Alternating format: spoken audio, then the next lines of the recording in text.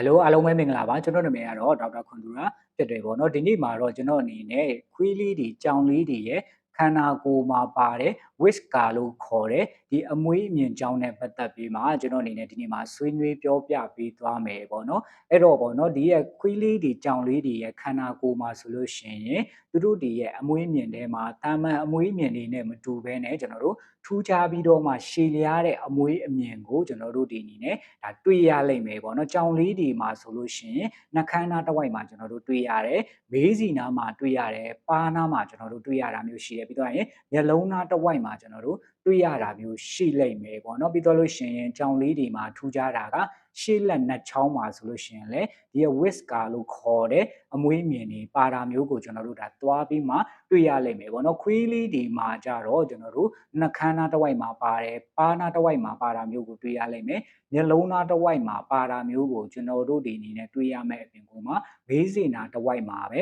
ကျွန်တော်တို့ပါတာကိုတွေ့ရလိမ့်မယ်ပေါ့နော်အဲ့တော့ဒီရဲ့အမွေးအမြင်တွေကဘာတွေကိုလုတ်ပေးတာလဲဆိုတာနဲ့ပတ်သက်ပြီးကျွန်တော်တို့ဆက်ကြည့်ရအောင်ပေါ့နော်အဲ့တော့စိတ်ဝင်စားစရာကောင်းတာကဘာလဲဆိုလို့ရှိရင်ဒီအခွေးလေးတွေကြောင်လေးတွေမှာပါဝင်တဲ့ဒီရှည်လျားတဲ့အမွေးတွေဟာဆိုလို့ရှိရင်သူတို့တွေကိုအာယုံခံဖို့အတွက်အများကြီးအလုပ်လုပ်ပေးတယ်ပေါ့နော်ဘယ်လိုမျိုးလဲဆိုလို့ရှိရင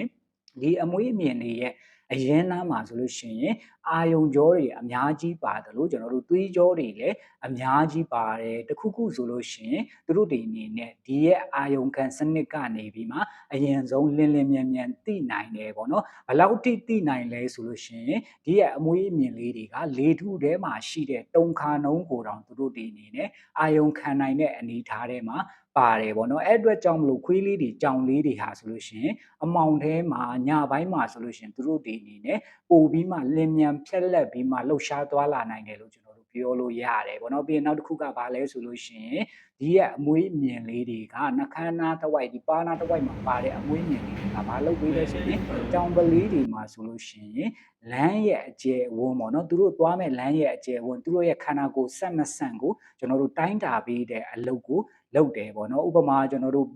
ဘယ်လိုမျိုးလဲဆိုလို့ရှိရင်ဂျိုးတန်းပေါ်မှာလမ်းလျှောက်တာမျိုးတန်းတွေပေါ်မှာလမ်းလျှောက်တာမျိုးဟာဆိုလို့ရှိရင်ကြောင်ကလေးတွေဟာဆိုလို့ရှိရင်အရန်ကိုကျွမ်းကျင်တဲ့အလုပ်ဖြစ်တယ်ပေါ့နော်။ဘာကြောင့်လဲဆိုလို့ရှိရင်ဒီရဲ့ whisker လို့ခေါ်တဲ့အမွေးအမြင်တွေကအာယုံခံပေးပြီးတော့မှသူတို့ဒီအနေနဲ့တွားလို့ရတယ်မရဘူးဆိုတာကိုတိုင်းတာပေးတာဖြစ်တဲ့အတွက်ကြောင့်မလို့သူတို့ဒီအနေနဲ့တွားလာနိုင်တာဖြစ်တယ်ပေါ့နော်။ခွေးလေးတွေမှာတော့ဒီရဲ့စွမ်းအင်တွေဒီရဲ့ပုံစံမျိုးတွေကိုကျွန်တော်တို့တွေ့ရမှာမဟုတ်ဘူးပေါ့နော်။ပြီးရင်နောက်တစ်ခုကဘာလဲဆိုရင်ဒီ whisker လို့ခေါ်တဲ့အမွေးအမြင်တွေဟာဆိုလို့ရှိရင်တားကောင်ရှာတဲ့နေရာမှာအများကြီးအထောက်ပံ့ပေးတယ်ဘယ်လိုမျိုးလဲဆိုရင်တားကောင်ရဲ့လှုပ်ရှားမှုတွေပြီးတော့လို့ရှိရင်တားကောင်ကဘယ်နေရာကိုဥတည်နေတယ်ဆိုတာမျိုးတွေကအစသူတို့ဒီအနေနဲ့ဒါသိနိုင်တယ်ပြီးရင်မလုပ်ပေးလဲဆိုရင်ဒီရဲ့အမွေးအမြင်ဒီ whisker လို့ခေါ်တဲ့အမွေးအမြင်လေးတွေကတားကောင်ဖမ်းညာမှာအကူအညီပေးသူကိုတားကောင်ဖမ်းဆုပ်နိုင်အောင်ကျွန်တော်တို့အများကြီးအကူအညီပေးတယ်ပေါ့နော်ပြီးရင်နောက်တစ်ခုကဘာလဲဆိုလို့ရှိရင်ဒီရဲ့ whisker လို့ခေါ်တဲ့အမွေးအမြင်လေးတွေကသူတို့တွေရဲ့စိတ်ခံစားချက်တွေကိုအများကြီးဖော်ပြနိုင်တယ်ပေါ့နော်ဘယ်လိုမျိုးလဲဆိုလို့ရှိရင်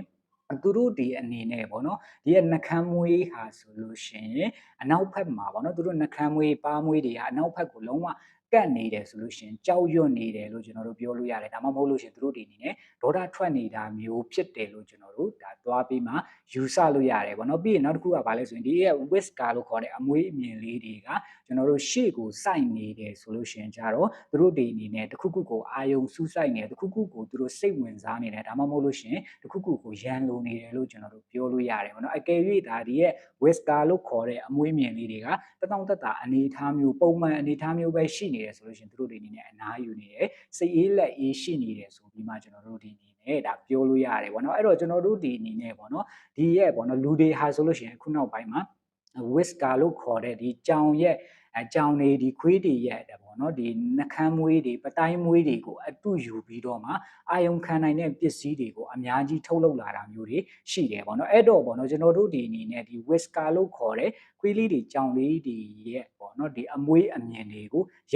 တ်တာမျိုးတွေညက်တာမျိုးတွေဆွဲတာမျိုးတွေလှုပ်တင်သလားဆိုလို့ရှိရင်လုံးဝမလှုပ်တင်တဲ့အထဲမှာပါတယ်ဘာကြောင့်လဲဆိုလို့ရှိရင်သူတို့ဒီအနေနဲ့ပေါ့နော်ဒီအစားတောက်နဲ့ပတ်သက်ပြီးမှအာယုံခံတဲ့အပိုင်းမှာဒီရဲ့အမွေးမြင်တွေကိုအသုံးပြုတာမျိုးရှိတာဖြစ်တဲ့အတွက်ကြောင့်မလို့အကယ်၍ဒါကျွန်တော်တို့တွေကဒီအမွေးတွေကိုရိတ်လိုက်တာမျိုးညှက်လိုက်တာမျိုးဆိုလို့ရှိရင်သူတို့အစာလုံးဝမစားတော့တာမျိုးကိုကျွန်တော်တို့ဒီ နဲ့သွားပြီးမှတွေ့ရနိုင်တယ်လို့အာယုံခံနိုင်တဲ့ပေါ့နော်ဒီအာယုံကြောတွေအများကြီးပါတာဖြစ်တဲ့အတွက်ကြောင့်မလို့ကျွန်တော်တို့ညှက်လိုက်တာမျိုးသွားဆွဲတာမျိုးရိပ်ပစ်တာမျိုးတွေလုပ်တယ်ဆိုလို့ရှိရင်ဘယ်လိုပြဿနာမျိုးတွေဖြစ်လာလဲဆိုလို့ရှိရင်သူတို့တွေအနေနဲ့အရန်ကိုပင်ပန်းနွမ်းနယ်နေတဲ့ပုံစံမျိုးတွေကအစကျွန်တော်တို့တွေအနေနဲ့ဒါအများကြီးတွေ့ရနိုင်တယ်ပြီးတော့လို့ရှိရင်သူတို့တွေအနေနဲ့စိတ်ဖိစီးမှုကိုအများကြီးကြုံတွေ့ရနိုင်တယ်လို့သူတို့တွေအနေနဲ့နာကျင်မှုတန်တွေကိုအများကြီးခံစားရနိုင်စေတယ်အဲ့အတွက်ကြောင့်မလို့ဒီရဲ့ whisker လို့ခေါ်တဲ့အမွေးအမြင်လေးတွေကိုမရိပ်မိဖို့မညက်မိဖို့အတွက်ကျွန်တော်တို့တွေအနေနဲ့ဂရုစိုက်ဖို့လိုတယ်ပေါ့နော်